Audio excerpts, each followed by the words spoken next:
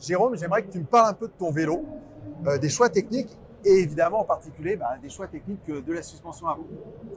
Alors, comme tu le sais, hein, Mathieu, nous, les valeurs d'Ultima, c'est très centré sur les technologies, l'innovation. Pas l'innovation pour innover, mais innover pour essayer d'adresser la relocalisation industrielle. Donc des choix techniques un peu en rupture pour essayer de trouver des solutions comme ce cadre qui est fabriqué à Chalon-sur-Saône, où on injecte du carbone recyclé mélangé avec du plastique pour faire un cadre qui fait 2,6 kg, 2,7 kg et qui est fabriqué en France pour à peu près 105 €. Quand s'est posée la problématique de la fourche, on s'est dit il faut qu'on ait la même approche, c'est-à-dire trouver une suspension. Aujourd'hui, une fourche achetée en Asie, ça vaut 40 €.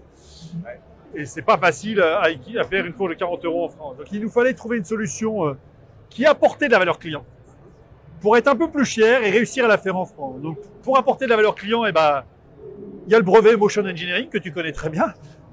Cette lame de carbone tractée qui a l'avantage d'avoir une raideur variable selon la course.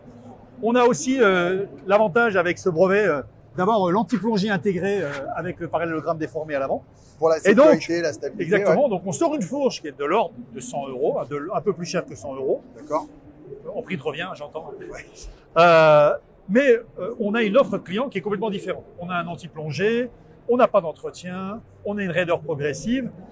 Et aujourd'hui, tous les gens qui essayent le vélo se souviennent de la fourche. C'est-à-dire, tu l'as pu le voir dans certains médias allemands, européens, etc., français. La fourche est considérée comme étant une des clés de succès de ce vélo. Et donc, tu as le même procédé, finalement, jusqu'à l'avant. Ouais. Tu t'arrêtes pas au niveau. Alors, effectivement, pour réussir à essayer de baisser le prix, on a nous-mêmes moulé notre pivot avant, hein, notre jambe avant gauche, et on a réintégré les composants Motion à l'intérieur. D'accord, qu'on voit en partie noire, et puis avec la lame qui est intégrée vraiment. La lame est intégrée dans la tour Eiffel. Voilà, et avec toute cette partie qui est donc le même procédé de fabrication. Et alors, j'ai une surprise pour toi. Donc, on a commencé à déployer une dame cargo. Pour le confort dans l'utilisation à couture cargo, on est parti du principe qu'on allait réutiliser cette fourche. Ouais.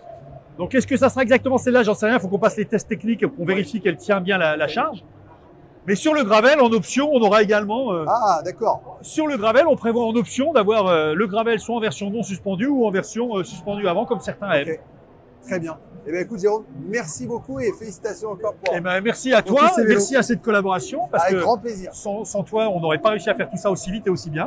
Donc, je pense qu'il faut qu'on continue à travailler ensemble. Avec grand plaisir. À bientôt.